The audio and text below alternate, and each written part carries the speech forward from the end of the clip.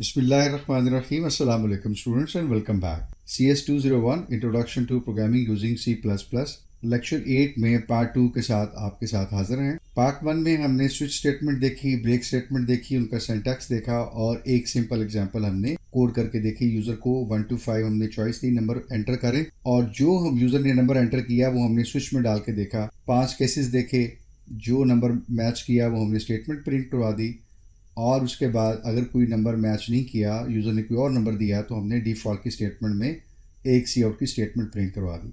आज हम देखेंगे कि कॉन्टीन्यू स्टेटमेंट जो है वो क्या है, इसी तरह गो टू स्टेटमेंट है वो क्या चीज़ है, किस लिए यूज़ होती है, और फिर आखिर में हम एक और स्विच से रिलेटेड एक और प्रोग्राम करेंगे जिसमें थोड़ी सी कुछ अरिथमेटिक भी इन्वॉल्व होगी और इससे आपको थोड़ा सा स्विच को मज़ीद समझने में और उसको इम्प्लीमेंट करने में आसानी होगी। तो सबसे पहले देखते हैं कि कॉन्टीन्यू स्टेटमेंट क्या है। सबसे पहली चीज़ जो आपने याद रखनी है कि कॉन्टीन्यू स्टेटमेंट जो है वो सिर्फ और सिर्फ लूप में इस्तेमाल होती है। हमें ये ज़रूरत पड़ती है कि अगर हमें लूप में एक पर्टिकुलर जगह पे जाके उस कॉन्स्ट्रक्ट में वहां से बजाय हम सारी स्टेटमेंट एग्जीक्यूट करें, हमें वहां जरूरत पड़ती है कि हम यहीं से वापस दोबारा लूप आइटरेट कर जाएं, लूप को दोबारा एग्जीक्यूट करें और बाकी की स्टेटमेंट को इग्नोर करें। तो वहां पे हम आके कॉन्टिन्यू यूज करते हैं। फॉर एग्जांपल हम एक मिसाल देखते हैं कि अगर हम 1 से लेकर 10 तक जो है वो इवन या ऑड नंबर प्रिंट करने हो तो हम ये कॉन्टिन्यू से कर सकते हैं। यानी हम 1 देखें वो इवन है नहीं है, फिर हम कॉन्टिन्यू कर जाएं। 2 है तो हम उसको प्रिंट कर जाएं। 3 है तो फिर हम कॉन्टिन्यू कर जाएं।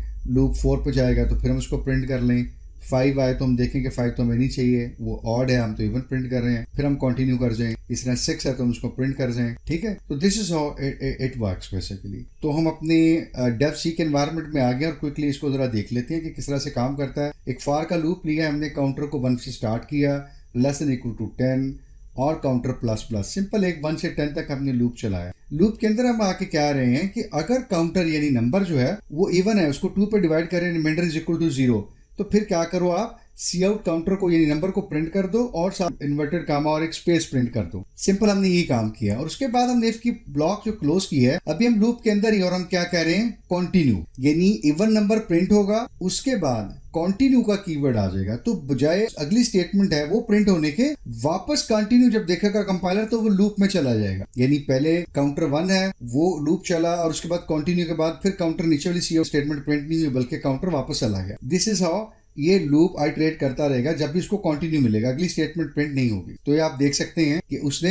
2, 4, 6, 8, 10 यानी सिर्फ इवन नंबर जो है वो प्रिंट किए। उसकी वजह ये है कि जब फॉर एग्जांपल काउंटर 3 पे था तो देखा कि काउंटर यानी 3 2 पे डिवाइड करें, रिमाइंडर 0 नहीं है, तो वो क्या कर दिया, काउंटर करके 3 से लूप 4 पे चला गया। उसने 3 को प्रिंट नहीं किया। इसी तरह 4 पे आया, 4 पे उसने प्रिंट किया और फिर काउंटर चला गया 5 पे, कंटिन्यू करके इंक्रीमेंट कर गया। इसी तरह अगर हमें और नंबर प्रिंट करने हो तो हमें थोड़ा सा अपना लूप चेंज करना पड़ेगा। हम ये कह सकते नंबर 2 पे डिवाइड करें, दैट्स नॉट इक्वल टू 0, तो अब के बार क्या हो रहा है, ऑड नंबर प्रिंट हो रहे हैं। आप देख सकते हैं 1, 3, 5, 7, 9 ऑड नंबर की बार ये लूप प्रिंट कर रहा है और उसके बाद साथ ही कंटिन्यू करके लूप आइटरेट हो जाता है। तो दिस इज हाउ कि आप किसी लूप में अगर चाहें कि एक पर्टिकुलर जगह पे जाके आपका लूप जो है दोबारा आइटरेट हो जाए और अगली वाली स्टेटमेंट जो है स्किप हो जाए, लूप चलता रहे, तो आप क्या यूज कर सकते हैं, कॉन्टिन्यू यूज कर सकते हैं। एक चीज का आपको बहुत ध्यान रखना है कि कॉन्टिन्यू जो है वो व्हाइल में आपने बहुत केयरफुल यूज करना है। 2 डिफरेंट कंडीशंस होती हैं, या तो लूप आपका कुछ प्रिंट नहीं करता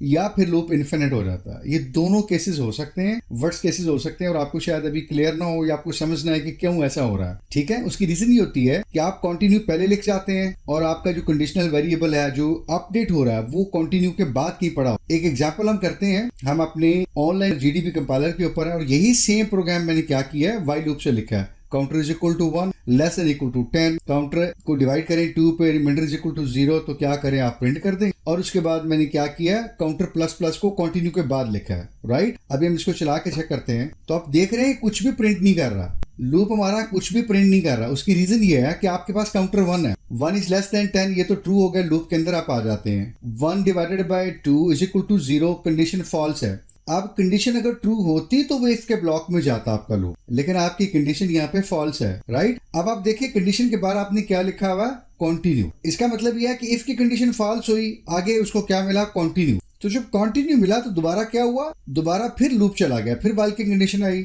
1 इज लेस देन 10 ट्रू है, लूप के अंदर आ गए। If 1 divided by 2 is equal to 0 false होगी, दोबारा फिर कंटिन्यू पे आ गया। तो अभी वो कुछ भी प्रिंट नहीं कर पा रहा, क्योंकि या ना तो नंबर 2 हो रहा है और ना ही आप काउंटर को ऐड कर रहे हैं, क्योंकि आपने काउंटर प्लस प्लस को कंटिन्यू के बहुत बाद लिखा हुआ है, जबकि लूप आपका जब कंटिन्यू पे आता है तो दोबारा फिर वाइल पे चला जाता है। इसीलिए आपकी कंडीशन भी ट्रू रह रही है, लेकिन काउंटर जो है वो अपडेट नहीं हो रहा, हमेशा वो 1 पे रह रहा है, और इसकी कंडीशन हमेशा क्या हो रही है, फॉल्स। तो इसीलिए लूप कुछ भी प्रिंट नहीं कर पा रहा, और इसीलिए हमें यहाँ पे आउटपुट पे कुछ भी अभी तक प्रिंट होता हुआ नजर नहीं आ रहा। ठीक है, तो एक ये वर्स्ट केस हो सकता है। अभी हम क्या करते हैं, अभी हम एक काम करते हैं, काउंटर की वैल्यू को 2 कर देते हैं। ठीक है, अच्छा, अब काउंटर 2 हो गया, 2 इज लेस देन 10, बिल्कुल ठीक है। 2 को 2 पे डिवाइड करें तो 0 आ रहा है। अभी इसको चला के चेक करते हैं, आप देखेंगे कि दोबारा चूंकि हमने 2 को प्रिंट करना है और उसके बाद फिर कंटिन्यू कर दिया, फिर 2 is less than 10 condition true हुई, दोबारा फिर इफ की कंडीशन चेक हुई 2 divided by 2 is equal to 0, तो वो क्या हो गया, तो ऐसी सूरत में फिर कंटिन्यू होकर दोबारा लूप में चले गए, तो सिर्फ 2 हर दफा चेक हो रहा है और 2 ही प्रिंट हो रहा है। आप देखेंगे कि इन्फिनिट लूप बन रहा है, और ये देखिएगा नंबर 2 पे है, वो 2 पे डिवाइड होकर चेक होता है, रिमाइंडर 0 आ जाता है, वो प्रिंट होता है, कॉमा प्रिंट होता है, और उसके बाद कंटिन्यू हो जाता है। हमने फिर अपडेट नहीं किया उसको, या कंपाइलर हमारा काउंटर प्लस प्लस तक जाता ही नहीं, उससे पहले कंटिन्यू हो जाता है। आप देखिएगा ये हम क्या कर रहे हैं, कंटिन्यू कर रहे हैं यहाँ से प्रिंट करके, और ये हमारा काउंटर प्लस प्लस, ये सिचुएशन कभी आती ही नहीं है, ये एग्जीक्यूट ही नहीं होती, और हम फिर चले जाते हैं ऊपर 2 is less than 10 condition true हो जाती है, और फिर 2 divided by 2 is equal to 0, वो फिर प्रिंट हो जाता है नंबर काउंटर 2 के ऊपर। तो इसीलिए मैंने एक्सप्लिसिटली मेंशन किया, just be careful while using continue with while loop special. उसके बाद हम देखते हैं जी गो टू स्टेटमेंट क्या है। तो गो टू को आमतौर पर अनकंडीशनल ब्रांच एग्जीक्यूशन कहा जाता है, क्योंकि आपके पास सिक्वेंशियल जो है एग्जीक्यूशन है, एक स्टेटमेंट दूसरी तीसरी चौथी, या फिर इफ की कंडीशन है पर्टिकुलर को आप स्विच करते हैं, या स्विच की जो कंडीशन है उसके ऊपर आप पर्टिकुलर डिसाइड करते हैं कि किस कंडीशन पे आपने मूव करना है। लेकिन गो टू उसमें आप बिल्कुल किसी भी वक्त किसी भी स्टेटमेंट पे जा सकते हैं। आपकी स्टेटमेंट एग्जीक्यूट हो रही है, कहीं ना कहीं आप लिखते हैं गो टू और आगे एक आप लेबल दे देते हैं, और आपको कंपाइलर एग्जीक्यूट करता हुआ जब गो टू तक आता है और उसके बाद वो देखता है कि गो टू लिखा हुआ है और साथ में एक लेबल दिया हुआ है, तो कंपाइलर उस लेबल को फाइंड करता है। जहां वो लेबल होता है प्रोग्राम के ऊपर या नीचे कहीं पे भी हो सकता है, वो जंप करके सीधा उस लेबल पे चला जाता है, बीच का जो ब्लॉक है उसको वो स्किप कर जाता है। तो इसको इसलिए कहते हैं अनकंडीशनल ब्रांच एग्जीक्यूशन। तो अभी हम काम करते हैं, हमने वही 1 to 5 वाला जो प्रोग्राम है उसको थोड़ा सा मॉडिफाई किया है। यूजर से हम नंबर ले रहे हैं 1 to 5 और हम चॉइस में स्टोर कर रहे हैं। तो हमने कंडीशन यहाँ पे ये दी हुई है कि आपका नंबर जो है यानी चॉइस इज लेस देन और इक्वल टू 0, उसके बाद हमने लॉजिकल और लगाया हुआ डबल पाइप साइन, और उसके बाद क्या है कि चॉइस इज ग्रेटर देन 5, 0 या 0 से लेस है, या फिर नंबर क्या है ग्रेटर देन 5 है। अगर ये कंडीशन है तो हम उसको कह रहे हैं कि you have entered N invalid number, ये प्रिंट करो, और गो टू एंड, ये एंड END जो है ना एक लेबल है, तो हम उसे कह रहे हैं ये प्रिंट करके इस जगह पे चले जाओ END। अब वो पूरे प्रोग्राम में देखेगा कि ऊपर नीचे स्क्रॉल करके कहीं ना कहीं उसको कहाँ मिलेगा, तो हमने कहीं एक एंड का लेबल डिफाइन कर दिया END और कॉलन, सेमी कॉलन या कॉलन, और इसके बाद हमने एक स्टेटमेंट प्रिंट करा। अगर हमारी इफ की कंडीशन ट्रू होती है तो वो क्या करेगा, END पे आ जाएगा और ये आउटपुट कर देगा, और स्विच का पूरा ब्लॉक जो है वो स्किप कर जाएगा। और अगर ये कंडीशन फॉल्स है यानी नंबर 1 to 5 है, तो फिर प्रॉपर वो स्विच के अंदर आके एग्जीक्यूट करेगा स्टेटमेंट को, जैसे हमने लास्ट प्रोग्राम में किया था कि यू हैव एंटर्ड 1 2 3 4 या 5। तो हम इसको एग्जीक्यूट करके चेक कर लेते हैं। तो देखिएगा हमारे पास प्रॉम्प्ट आ रहा है जी 1 to 5 नंबर एंटर कीजिए। तो यहाँ पे हम ये देखिएगा कोई एक नंबर एंटर कर लेते हैं। तो हमने 9 एंटर किया है कि ताकि इफ की कंडीशन जो है वो ट्रू हो जाए, और ये आप देख सकते हैं इफ की कंडीशन ट्रू है, इफ वाली ब्लॉक एग्जीक्यूट हुआ स्टेटमेंट, और उसके बाद गो टू एंड, वो चला गया एंड पे, और एंड पे हमने जो स्टेटमेंट प्रिंट की हुई है प्रोग्राम हैज एंडेड, तो वो वाली स्टेटमेंट जो है वो प्रिंट हो रही है। स्विच का पूरा ब्लॉक जो है वो दरम्यान में स्किप हो गया, आप देख सकते हैं।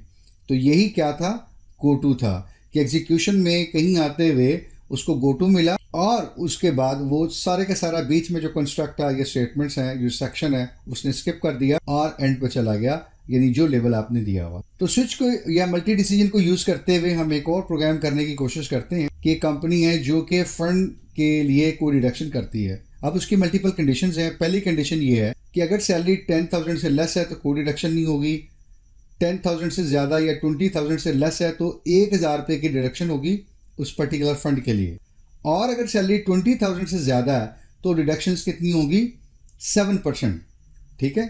और हमें ये दिखाना है कि डिडक्शन कितनी है और उसके बाद फिर नेट सैलरी जो है वो कितनी बनती है। तो आप देख सकते हैं कि 3 कंडीशंस हैं जो हमें देखनी है। एक, अगर सैलरी 10,000 से लेस है।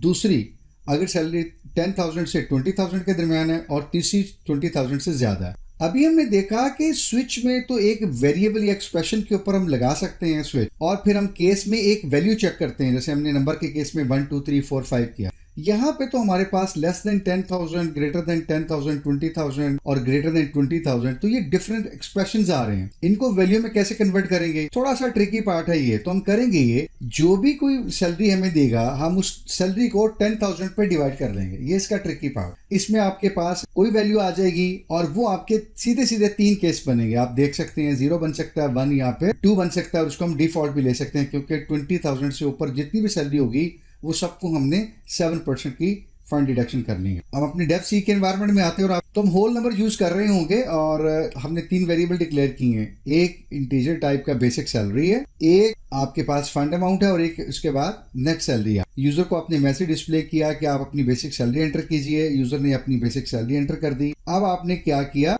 0, 1 या 2 इनको डिराइव करने के लिए जो भी यूजर की एंटर की हुई सैलरी है उसको आपने 10,000 पर डिवाइड किया। तो स्विच आपने लगाया। आपके बार आपके पास स्विच में वेरिएबल नहीं आया बल्कि क्या आया, एक्सप्रेशन, ठीक है। तो एक्सप्रेशन क्या बना, बेसिक सैलरी डिवाइडेड बाय 10,000। अगर तो सैलरी लेस देन 10,000, 9,000 का केस हमने देखा था, तो क्या हो जाएगा आंसर 0.9। और चूंकि हमने इंटीजर लिया हुआ है तो इसलिए ये क्या बनेगा, केस 0।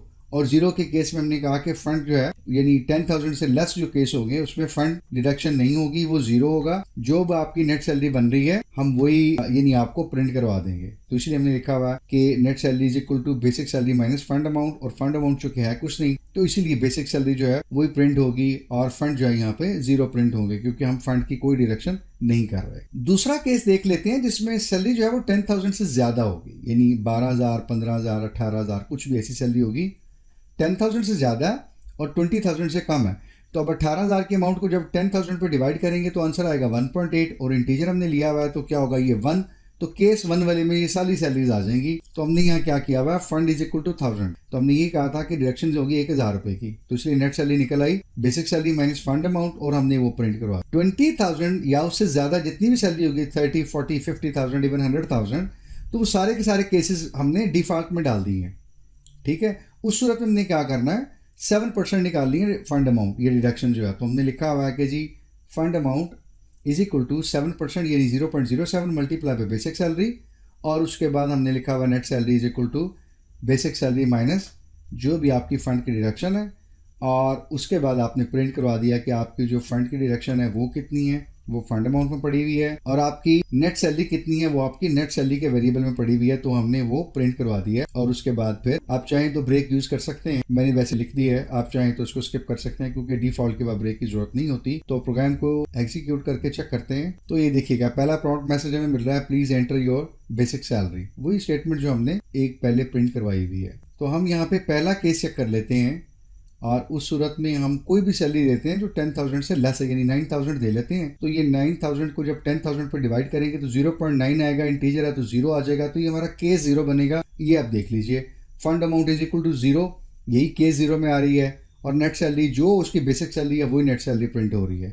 चूंकि फंड अमाउंट 0 है तो net salary is equal to basic minus net fund, तो वो 9,000 ही बनती है। अब एक बार और सेकंड केस चेक करते हैं। तो इस सूरत में हम कोशिश करते हैं कि 10,000 से 20,000 की रेंज में जो केस आपका 1 आ रहा है वो दे देते हैं। तो कोई सैलरी जो 10,000 से ज्यादा और 20,000 से कम है वो हम एंटर कर लेते हैं यहाँ पे। तो फॉर एग्जांपल हमने 18,000 एंटर किया तो ये 1.8 आया, और इसको इंटीजर में कन्वर्ट करें या इंटीजर इसका ले पोर्शन तो 1 बनता है। तो केस 1 आपका एग्जीक्यूट हुआ। केस 1 में आप देख सकते हैं फंड आपकी कितनी अमाउंट है, 1000। तो उसके बाद 1000 उसकी अमाउंट आई, 17,000 उसकी नेट सैलरी आई। अब हम अपना जो डिफॉल्ट है वो देखते हैं, उसको चेक करते हैं। तो हम 20,000 से कोई भी ऊपर नंबर एंटर कर देते हैं, 25,000। इस सूरत में देखिएगा 7% जो है वो आपकी फंड डिडक्शन हुई है, और आपकी नेट सैलरी जो है वो 25,000 माइनस जो भी आपकी अमाउंट है वो चेक कर लेते हैं 25,000, और इसको 7% निकालते हैं तो 1750 बिल्कुल ठीक है। और 25,000 में से 1750 की तो ये बनता है 23,250, तो वही आपकी अमाउंट बन रही है। तो ये था हमारा मल्टी डिसीजन थोड़ा सा ट्रिकी पार्ट इसमें ये था आपके पास कि आपने सैलरी को या जो वेरिएबल दिए हुए उनको आपने केस में डालना था 0, 1, 2 इस तरह करके, और वो थोड़ा सा हमने एनालिटिकल देखा कि कैसे करना है। तो यूं आपका ये लेक्चर 8 जो या चैप्टर 8 है वो आज कंक्लूड हो गया, और उम्मीद करता हूं कि स्विच आपको थोड़ा सा क्लियर हुआ होगा। लेकिन अगर आपको लगता है कि थोड़ी सी कन्फ्यूजन है तो अगेन वही एडवाइस है, प्रोग्राम बनाइए, प्रोग्राम लिखिए और उनको प्रैक्टिस कीजिए, इंटरनेट से प्रोग्राम लीजिए, उनको प्रैक्टिस कीजिए। हमारे कंटेंट में से अगर कोई बात, कोई चीज़, कोई क्वेश्चन, कोई क्लैरिफिकेशन चाहिए हो तो please feel free to mention in the comment section, और हम कोशिश करेंगे कि एक आध कोई और प्रोग्राम भी करके आपके थोड़ा सा स्विच से और फेमिलियर किया जाए। टिल देन नेक्स्ट लेक्चर आप स्विच को प्रोग्राम कीजिए, स्विच को यूज़ कीजिए और स्विच पर प्रैक्टिस कीजिए। Thank you very much for time. Will connect you इंशाल्लाह in lecture 9 of the series CS201। Till then अल्लाह हाफिज़, अस्सलाम वालेकुम।